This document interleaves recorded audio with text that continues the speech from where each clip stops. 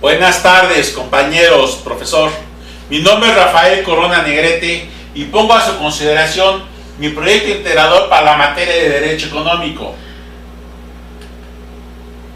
El día de hoy hablaremos sobre la política económica que surgió en los sexenios desde Carlos Salinas de Gortari hasta Enrique Peña Nieto. Tras una polémica elección, Carlos Salinas de Gortari asumió la presidencia el 1 de diciembre de 1988. Durante su sexenio se deshizo de muchas empresas propiedad del gobierno que funcionaban con pérdidas con la intención de reducir gastos. También puso en marcha el Programa Nacional de Solidaridad y firmó el Tratado de Libre Comercio con Estados Unidos y Canadá. Para abatir la inflación, Carlos Salinas de Gortari complementó el Pacto de Solidaridad, logrando pasar con una inflación que se tenía en la época de 1988 del 51% a solo 7% anual en 1994. De 1994 a 2000 fue presidente Ernesto Zedillo Ponce de León.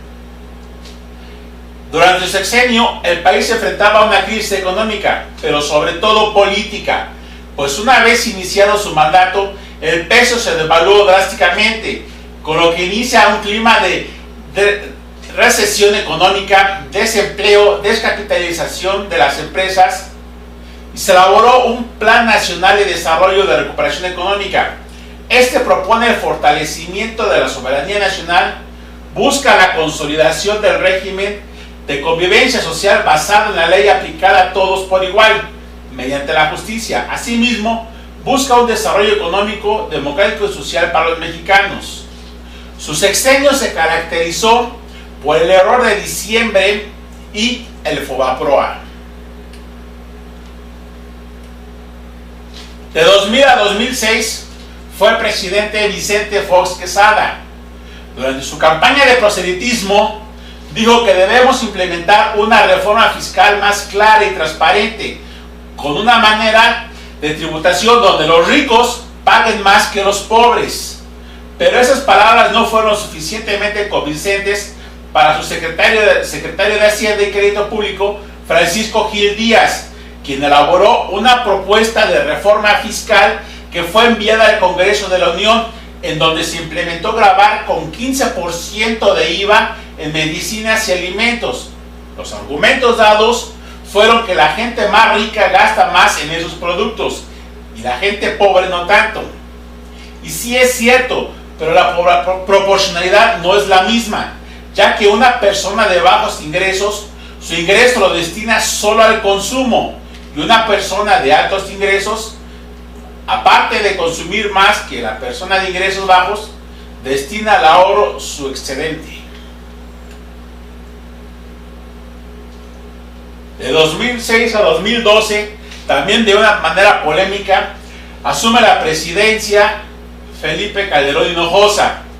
Su presidencia estuvo marcada por el lanzamiento de la guerra contra el narcotráfico en México, que comenzó casi inmediatamente después de su toma de posesión.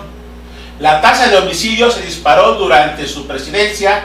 Al final de su administración, el número oficial de muertos de la guerra contra las drogas fue de al menos 60,000.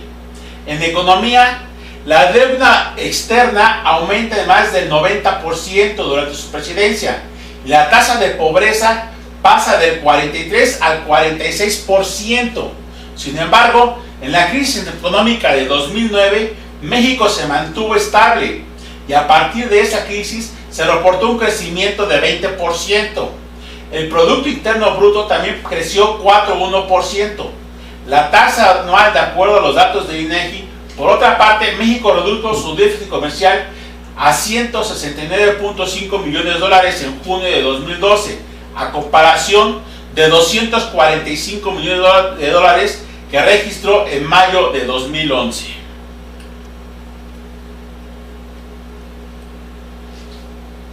De 2012 a 2018 tuvo su presidencia Enrique Peña Nieto. El día 31 de agosto de 2012 a las 17 horas se entrega la constancia de mayoría de votos a Peña Nieto para fungir como presidente de México del 1 de diciembre de 2012 al 30 de noviembre de 2018.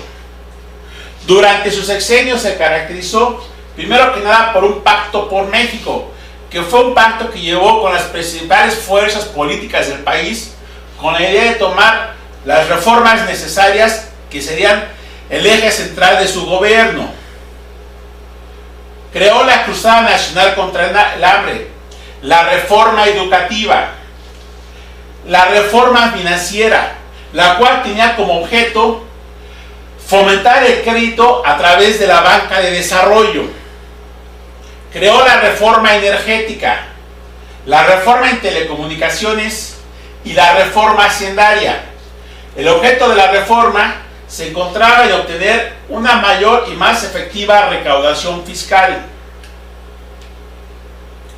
En conclusión, en el pasado la economía de México era en general controlada por el Estado y estaba cerrada a la competencia externa. El gobierno en turno regulaba salarios y precios de productos, mantenía el tipo de cambio a niveles insostenibles y frecuentemente otorgaba privilegios a algunos sectores, empresarios o sindicatos, en perjuicio de los consumidores. Adicionalmente, los desbalances y malos manejos del gobierno ocasionaban crisis recurrentes, sobre todo al final de cada sexenio. En particular, la mala administración de las finanzas públicas y el gasto desmedido causaba aumentos en la deuda y eventualmente crisis de confianza. Los efectos de estas políticas sobre la población eran devastadores. Los precios aumentaban en forma desmedida, las devaluaciones borraban el poder adquisitivo del peso y muchas familias perdían sus bienes y ahorro, incluso sus hogares, en el proceso. Por su atención, gracias.